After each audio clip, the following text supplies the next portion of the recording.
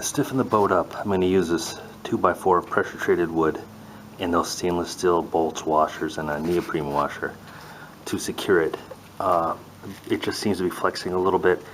It's a two-piece design with a rubber gasket that goes around it to, around the seam, which I had to pry back together, and I really don't want it moving, so this is what I'm going to use to stiffen the boat.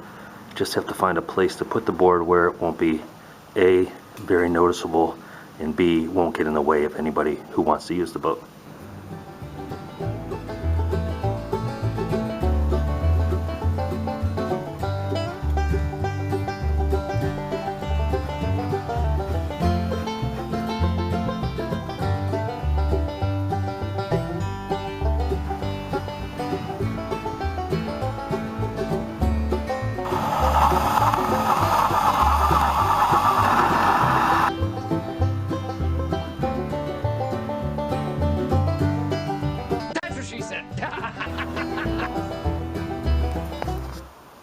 Well, that's it for today's video.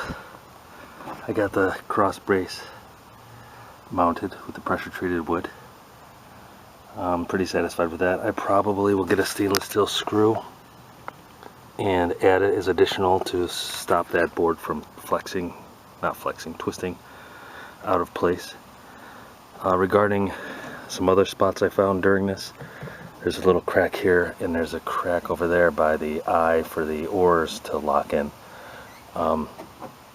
I have some plywood. I'm going to put the weather treating that I had used on the floor of the rigid inflatable I built to seal it up, and I'm going to cut a piece to slide it up, screw it in, and that should support that, because in here it is it's hollow. There's I think I said this is like a two-piece fiberglass boat that is held together at the seam by this exterior piece of rubber that goes around the boat. So, thanks for watching. See you in the next one.